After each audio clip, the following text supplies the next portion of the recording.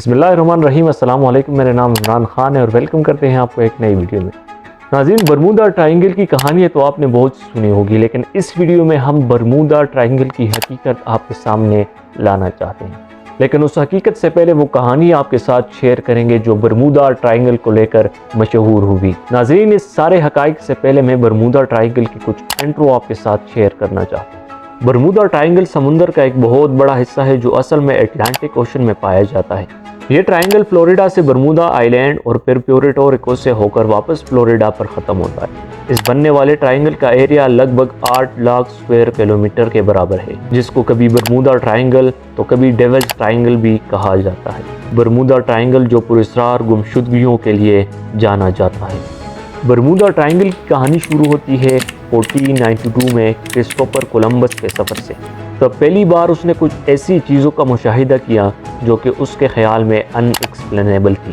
پھر اس کے بعد یہاں پر مزید واقعات ہوتے رہے، ایک کے ساتھ دوسرا واقعہ ہوتا رہا۔ ناظرین، ویسے تو یہاں پر بہت سارے واقعات رونما ہوئے ہیں، لیکن جو مشہور واقعات ہیں ان میں سے چند یہ ہے۔ ناظرین، یہ بات ہے اگست 1942 کی کہ جب ایک امریکہ کا جہاز معمول کے مطابق اڑان بھرتا ہے جسے اسی برمودا ٹرائنگل کو پار کرنا تھا، لیکن اچانک ان کا رابطہ ختم ہو جاتا ہے۔ فلائٹ کے انسٹرومنٹ کام کرنا چھوڑ دیتے ہیں اور ان کا نیویگیشن سسٹم بری طرح فیل ہو جاتا ہے، اور یہاں پر جتنے بھی فلائٹ گم ہوئے ہیں ان میں سے زیادہ تر ایک ہی چیز سامنے آئی اور وہ کمپاس کا کام چھوڑ دینا ہے۔ جب اس فلائٹ کے ساتھ بھی کچھ اسی طرح ہوا تو یہ بھی اچانک غائب ہو جاتا ہے۔ ناظرین، اس فلائٹ کو ڈھونڈنے کے لیے 2 دن بعد ریسکیو ٹیم جاتی ہے، لیکن ریسکیو ٹیم کا بھی واپس کوئی پتہ نہ چلا اور وہ بھی اچانک غائب ہو جاتے ہیں۔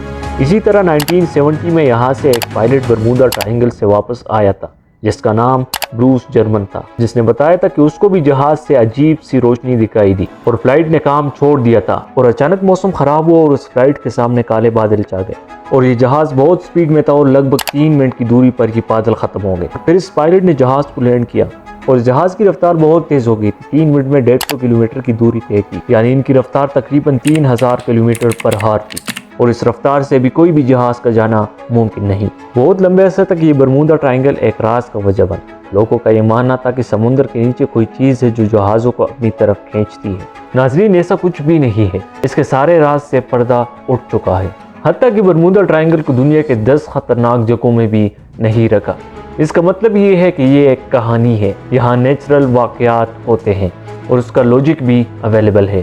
پہلا یہ کہ برمودا ٹرائنگل کے نیچے آتش فشاں پہاڑ ہے اور جب وہ پڑتے ہیں تو اس سے کئی زہریلی گیسز نکلتی ہیں۔ اس میں میتین کی مقدار زیادہ ہوتی ہے۔ میتین جب پانی سے ملتا ہے تو اس کی ڈینسٹی کو ایک دم کم کر لیتا ہے۔ جب سمندر کی ڈینسٹی کم ہو جاتی ہے تو جہازوں کو ڈیزائن کیا گیا ہوتا ہے سمندر کے ڈینسٹی کے حساب سے تاکہ وہ اوپر تیر سکے۔ ڈینسٹی کم ہو جانے کی وجہ سے وہ اچانک نیچے کی طرف دھنسنا شروع ہو جاتے ہیں۔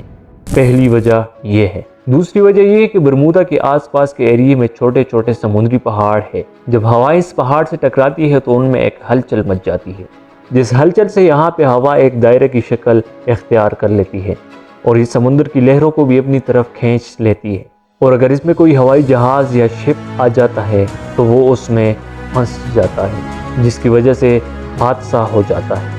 اور تیسری وجہ اس کی یہ ہے کہ سمندر کے اندر چھوٹے چھوٹے پہاڑ ہوتے ہیں جو شپ کے راستے میں رکاوٹ بن کر آ جاتے ہیں۔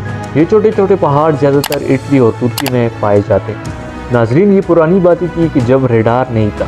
آج کے وقت ریڈار موجود ہے، جس کی وجہ سے ہوائی جہاز اور شپس برمودا ٹرائنگل کو پار کر لیتی۔ ہوائی جہاز کے واقعات کا سب سے اہم وجہ ہیگزاگونل کلاؤڈ ہے، یعنی اس بادل کے 6 کونے ہوتے ہیں اور اس بادل میں ہوائیں اتنے خوفناک طریقے سے چلتی ہے جن کی رفتار لگ بھگ 250 کلومیٹر پر ہار ہوتی ہے۔ ہیگزاگونل کلاؤڈ کی وجہ سے یہاں پہ یہ حادثات ہوتے ہیں اور کبھی کبھار یہ جہازوں کی رفتار کو بھی بہت تیز کر دیتی ہے، جس کو کنٹرول کرنا مشکل ہی نہیں ناممکن ہو جاتا ہے۔